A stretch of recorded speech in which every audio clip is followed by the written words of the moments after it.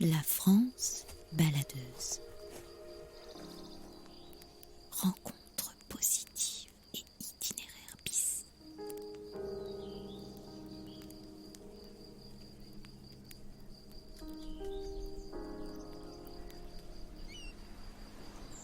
Je m'appelle Paul et depuis 3 ans, je parcours la France, micro en main, pour interroger celles et ceux qui façonnent nos régions au quotidien.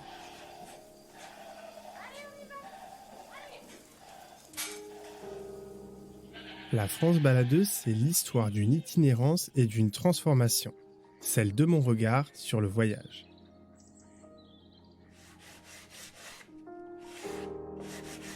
Dans chaque épisode, je vais à la rencontre de femmes et d'hommes, chez eux, en immersion dans leur ferme, leur atelier ou leur jardin. Une occasion unique de rentrer dans l'intimité de personnages hors normes qui me racontent la France avec un regard singulier, le leur, celui d'un habitant, d'un artiste ou d'un artisan. À travers des initiatives et des parcours de vie parfois inattendus, cette série audio t'invite à redécouvrir la France tout en interrogeant nos pratiques et notre regard sur le monde qui nous entoure.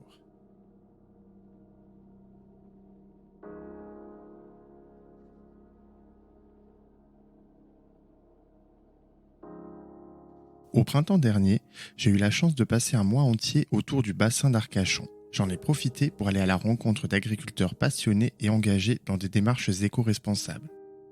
À 2 pas de Biganos, Cyril cultive des fleurs ornementales dans une toute petite exploitation au cœur du parc naturel régional des Landes de Gascogne.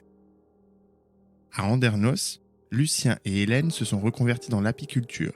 Ils produisent un miel naturel selon les principes de la permaculture. Ils vont m'emmener à la découverte de leur rucher au cœur de la forêt landaise.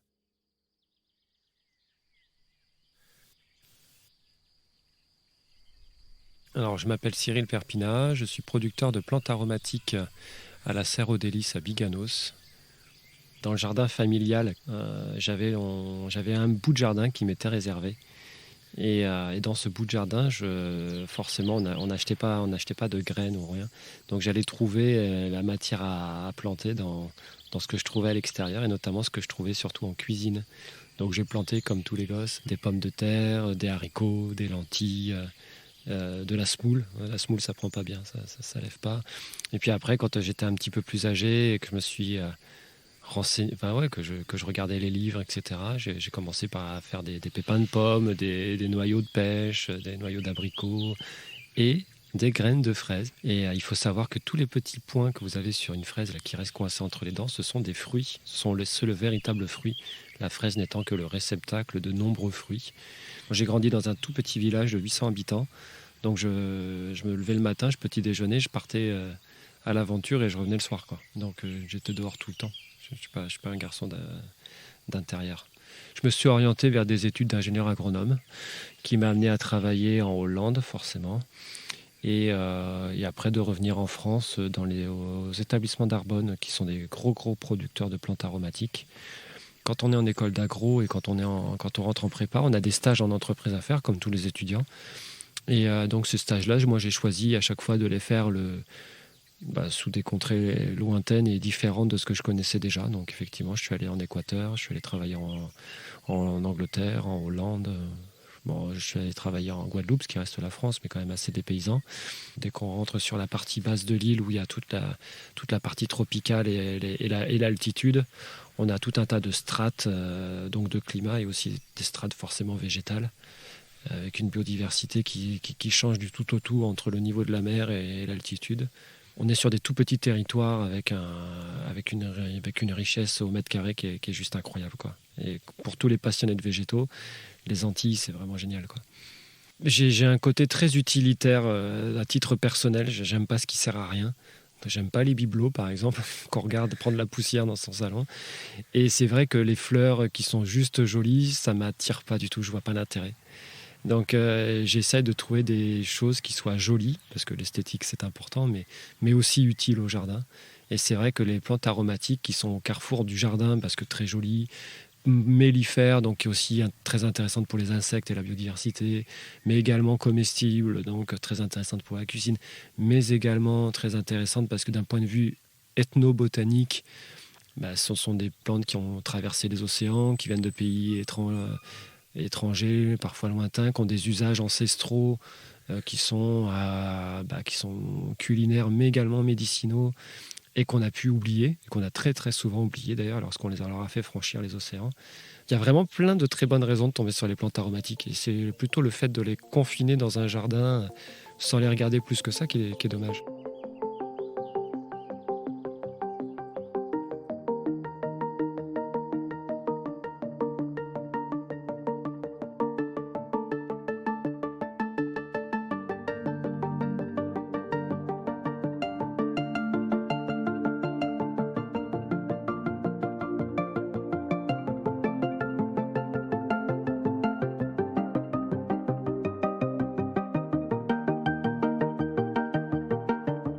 Je suis vraiment pas un gastronome, il suffit de me voir. Je suis pas quelqu'un qui mange énormément. Par contre, je suis gourmand et j'aime les bonnes choses, mais les bonnes choses simples. Je suis quelqu'un d'extrêmement simple dans ma cuisine, et puis un peu dans tout le reste d'ailleurs. Donc moi, ce qui me plaît dans une plante, c'est de passer à côté, de manger une feuille et de me régaler. Voilà, ça va pas plus loin que ça pour moi, la cuisine. Mais heureusement, je suis entouré de chefs de très très grands talents. Et il y a Benoît avec qui je travaille, qui lui est nettement meilleur que moi en cuisine, voire très bon en cuisine. Alors, je te trouve un peu modeste parce que si tu es capable de conseiller des chefs sur quelle plante pourrait aller avec quel plat ou quel aliment, c'est quand même que tu as des connaissances ou en tout cas une culture du goût un peu développée, non ? Oui, j'ai quand même effectivement un bon nez et un bon palais. Je connais suffisamment mes plantes pour avoir une idée assez précise de ce qui va aller, mais j'ai pas la technicité pour faire la recette. Voilà, ma compétence s'arrête à associer potentiellement deux éléments. Après, pour savoir comment faire, c'est là qu'arrive le talent du chef. Comment je trouve mes plantes ? En fait, c'est énormément de curiosité et de culture générale. C'est-à-dire que de par ma formation et puis de par mon expérience, je suis capable de repérer une plante potentiellement intéressante parmi tout un tas d'autres plantes qui ont l'air bateau, quoi. C'est-à-dire qu'en gros, quand je me balade ou quand je regarde des catalogues de plantes ornementales ou quand je vais sur une foire aux plantes ou des choses comme ça, que je repère une plante que je connais pas mais qui a une bonne tête de quelque chose qui devrait être bon. Et là, moi, je goûte toutes mes plantes. J'en goûte même beaucoup plus que ça, parce que tous les ans, j'achète des dizaines et des dizaines de plantes que je goûte et que je teste, et je regarde si elles sont bonnes, etc. Et à partir du moment où mon palais me dit qu'elles sont bonnes, je vais creuser pour voir si oui ou non il y a eu un usage culinaire dans le pays d'origine, etc. Donc après, c'est un travail de bibliographie pour essayer de voir comment cultiver la plante, quels usages la plante a eu dans le passé, quels éventuellement effets elle peut avoir sur la santé, positifs ou négatifs. Ma vision du bio à moi, c'est pas seulement de ne pas mettre de produits. Parce que si tu fais de la merde sans mettre de produits, tu vas avoir des plantes de merde, parce que tu vas avoir des problèmes. Donc pour pouvoir faire du bio de qualité, il faut s'occuper non pas de la plante, en tout cas pas uniquement de la plante, il faut s'occuper de son sol, il faut s'occuper de son écosystème global. Et c'est ce que font un peu tous les maraîchers bio, la mouvance en ce moment, je pense qu'il y a une vraie prise de conscience, c'est ça, c'est que par exemple ici, on met 0 produit, mais 0,0, c'est-à-dire qu'on met rien, mais même pas des produits qui seraient autorisés en agriculture biologique, comme de la bouillie bordelaise, des choses comme ça. Pourquoi ? Parce qu'on a laissé de grands espaces sauvages, où l'écosystème se régule, et nous ici, on n'est pas emmerdé, si tu veux, on n'a rien. Moi, dès que j'ai des chenilles, j'ai des oiseaux. Et c'est vraiment cette notion d'écosystème, et puis de dire, on fait aussi les choses qui marchent chez nous, localement. Et c'est une démarche de vrai bon sens, et que les agriculteurs ont toujours eu. Si on a à l'heure actuelle, je sais pas, 200, 300, je sais pas combien, il y a de centaines de variétés de pommes, si je prends juste la pomme, c'est parce que chaque région avait la pomme qui était adaptée à son climat, à son terroir. Et nous, on l'a un peu perdu ça parce qu'on a voulu tout uniformiser, ce qui est une vision administrative des choses, mais complètement déconnectée de la réalité.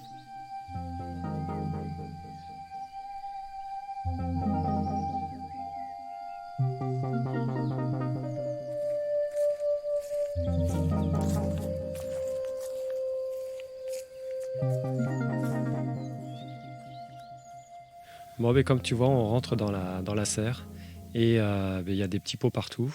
Alors en ce moment, j'ai pas forcément les 140 variétés puisque je les ai jamais en même temps. Il y a des variétés qui sont plus tardives et que je suis obligé de faire plus tard.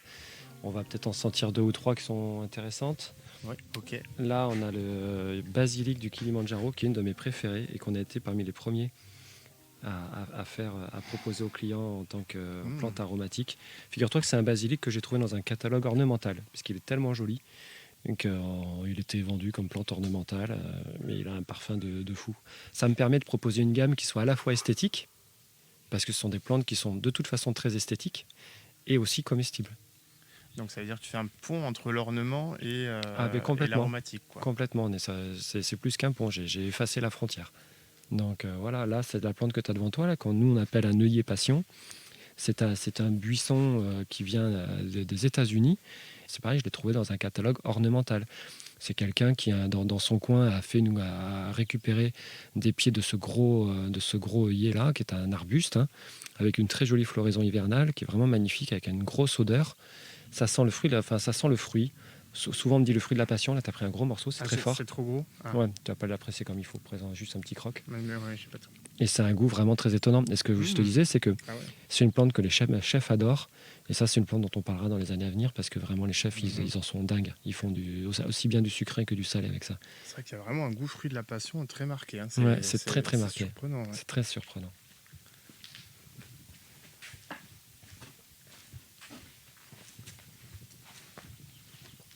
Tu peux goûter ça, on est dans la même grande famille des tagettes. Et ça a un goût de réglisse sucrée qui est juste incroyable. Avec très très peu d'amertume. Et elle est vraiment délicieuse. Ça, c'est une plante que moi je mange très régulièrement parce que j'adore ça. Voilà, c'est typiquement ce que j'aime dans une plante. C'est prendre une feuille, la manger et me régaler, quoi.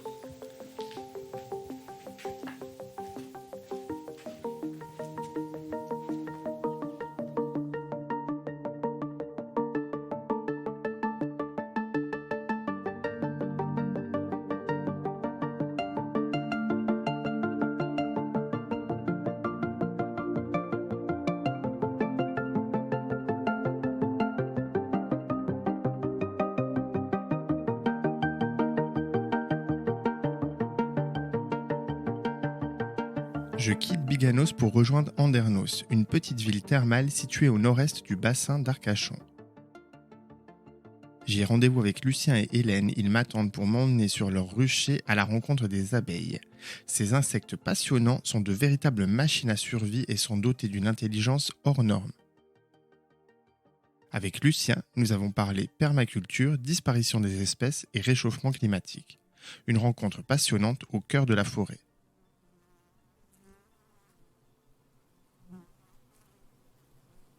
Bon, je m'appelle Lucien Simon. J'ai toujours été au contact des abeilles. Ça a commencé par le miel de lavande. On est provençaux tous les deux. En 2012, j'en avais un peu assez de mon travail, dans le sens où j'en avais fait le tour.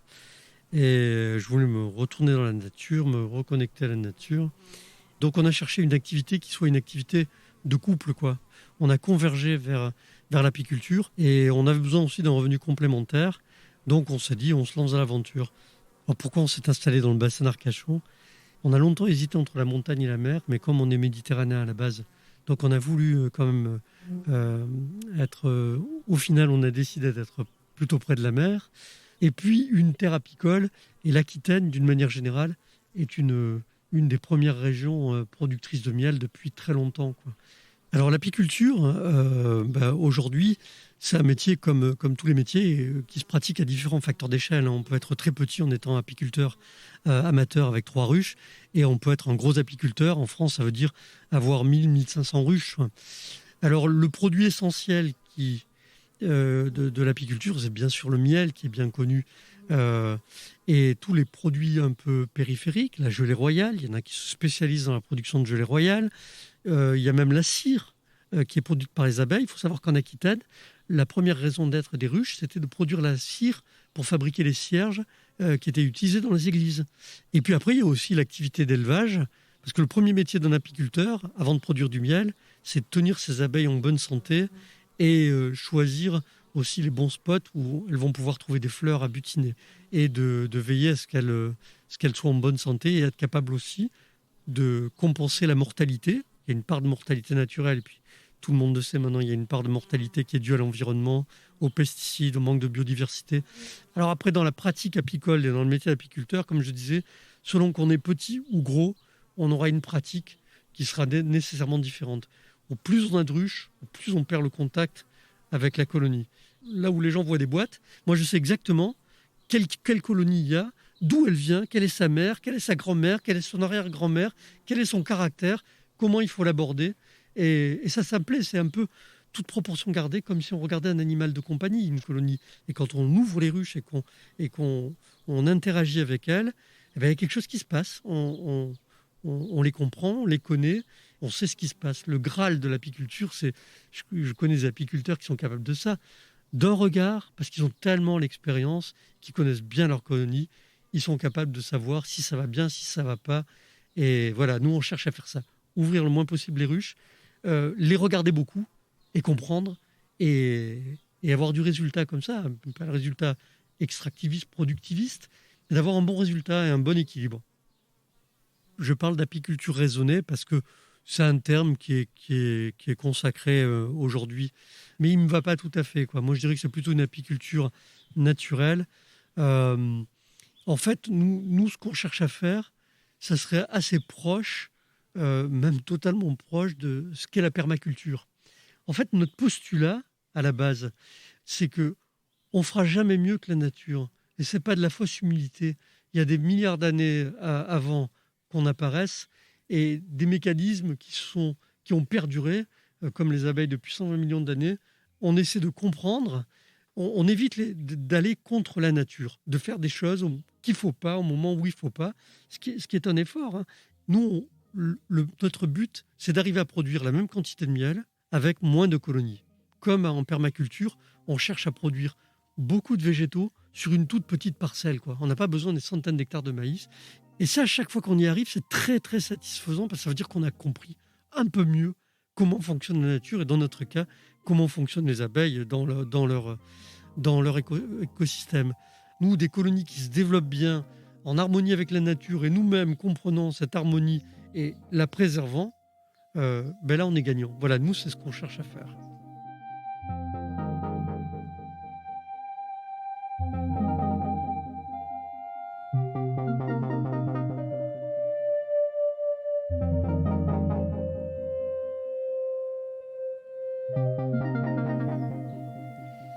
Alors l'apiculture, c'est un peu différent des autres métiers d'élevage parce que à la base, l'abeille, ça reste un insecte sauvage. Alors effectivement, on ne peut pas dire aux colonies toi tu vas me produire plutôt du miel d'acacia, toi tu vas plutôt aller dans ce coin-là, toi tu vas vite d'essaimer. On adorerait, mais non, on ne peut pas.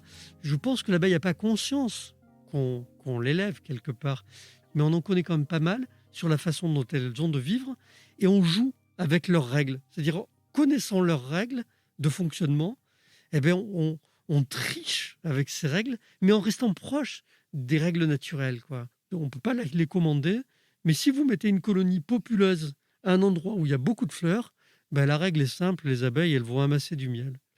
D'avril à juin, les abeilles pensent qu'à une chose, essaimer. Si on veut faire de l'élevage dans cette période, on surfe sur la vague, en fait, on fait que suivre le mouvement. Alors les abeilles ont un cycle, hein, comme tout vivant dans la nature. On dira qu'il y a la période d'hivernage, elles vivent sur leur réserve, alors elles n'hibernent pas, on dit qu'elles hivernent parce qu'elles sont réveillées au centre de la colonie, à l'intérieur de la ruche. Toutes les abeilles entourent la reine, il y a plus 35, plus 37. Hein.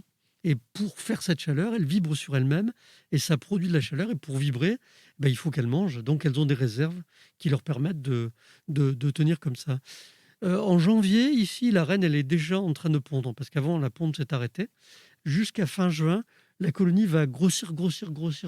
Alors, entre les deux, il y aura la division de la population en deux, avec un essaim voyageur qui va partir fonder une autre colonie. Mais l'essaim, lui, va se développer, et la colonie qui reste, qui a été divisée par deux, va elle aussi se développer. Le paroxysme, c'est juin, juillet, et là, la population va décroître. Les mâles, qui étaient utiles jusqu'alors et élevés, pour la reproduction et la fécondation des reines, vont être massacrés, quoi, parce qu'ils sont plus utiles. L'abeille, c'est très, très pragmatique, quoi, très pragmatique. Puis, elle va redémarrer en août-septembre pour fabriquer les abeilles d'hiver. Ce sont ces abeilles qui sont un peu plus grasses, justement pour servir être mieux isolées, pour tenir au froid. Et c'est celles-là qui vont disparaître en février à la fin de l'hivernage. Et donc là, il y a la ponte des abeilles d'hiver, mais la population globalement croît un petit peu. Et quand la population est suffisante pour passer l'hiver, on rentre dans l'hivernage et on recommence un cycle.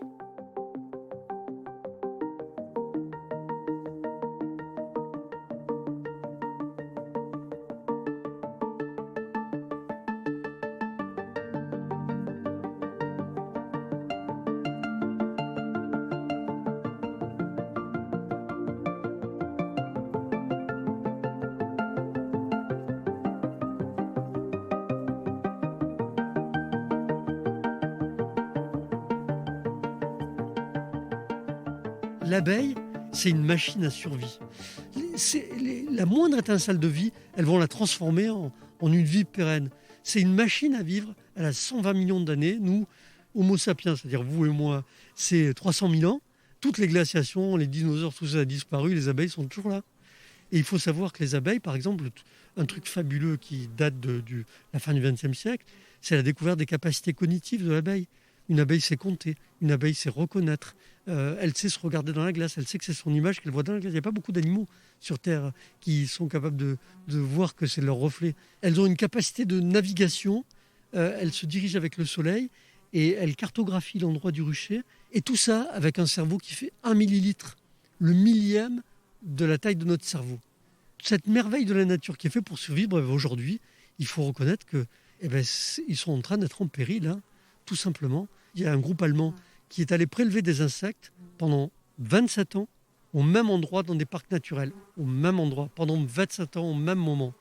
Au bout de 27 ans, devinez quoi ? En masse, pas en variété, ils ont trouvé à peu près toutes les mêmes variétés, mais en masse, en poids d'insectes prélevés, moins 80%. Donc on peut dire c'est comme s'il y avait 80% de la masse des insectes qui a disparu. Et il y a un centre, vous savez, on a le GIEC pour le climat, il y a son alter ego pour le monde du vivant, ça s'appelle l'IPBES, et qui font un peu l'état du monde du vivant, des mammifères, mais aussi des insectes, et vous voyez qu'ils poussent des cris d'alarme.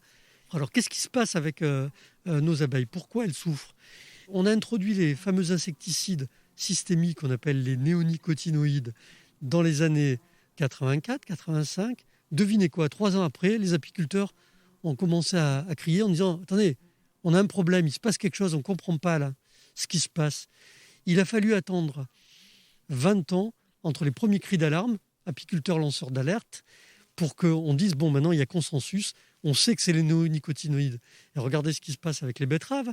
Les betteraviers qui ont eu une dérogation alors qu'on avait interdit certains des néonicotinoïdes, ils ont obtenu l'autorisation de les réemployer, alors qu'on sait que ça vient d'eux.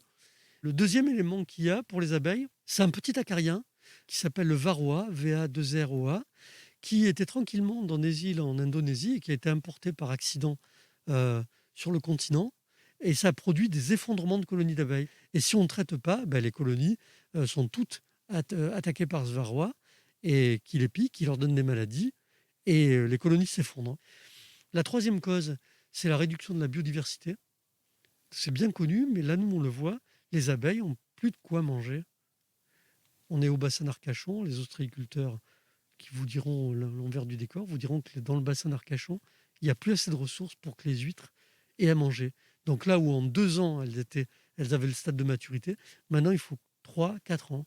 Et nous, ce qu'on constate, c'est que les abeilles, elles ont du mal à se nourrir, à trouver des ressources entre les pluies abondantes où elles ne peuvent pas sortir et les canicules où les plantes... production de nectar zéro, elles se protègent, elles se mettent en mode survie, les plantas, donc pas question de laisser partir de l'eau. On se retrouve avec des colonies qui sont régulièrement affamées et qu'il faut complémenter, c'est-à-dire nourrir. Si on ne les nourrit pas, elles meurent de faim. Les gens ne comprennent pas des fois. Ils comprennent qu'avec les vaches, il faut donner du foin et qu'avec les abeilles, des fois, on est amené à les nourrir parce que sinon, elles meurent de faim, tout simplement. Et derrière les abeilles, tous les autres insectes qui meurent de faim. On voit des bourdons morts au pied des ruches. Et donc les abeilles récoltent moins en France. Avant 80 kilos À la Ruche, c'était classique. Puis c'est descendu à 60, 40, 30. Et là, on est à 20. Et la pente, elle est plutôt descendante. Hein.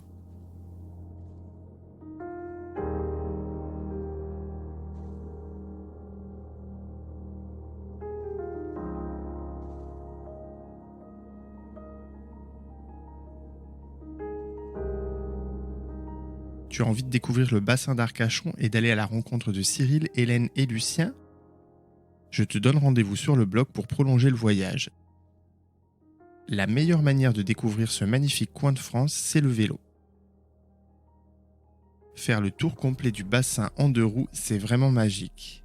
Je te raconte mon expérience dans un carnet de voyage complet qui t'emmènera à la découverte d'Arcachon, du Cap Ferret et de nombreux villages ostréicoles le long d'un circuit de 90 km à réaliser le temps d'un week-end.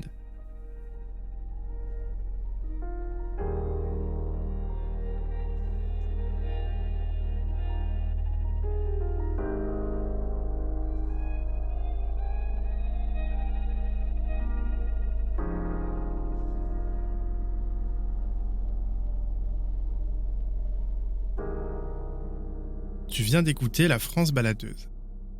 Cet épisode a été réalisé par Paul Angèle et mixé par Alice Krief. Prise de son studio, Candice Sansano. Si tu as aimé cet épisode, n'hésite pas à laisser un commentaire et plein d'étoiles sur ta plateforme d'écoute favorite. Et surtout, partage le podcast et parle-en autour de toi. Enfin, si tu veux suivre toute l'actualité du podcast et recevoir des contenus exclusifs en avant-première, abonne-toi à ma newsletter, l'Hexagonale. À très vite pour de nouveaux voyages.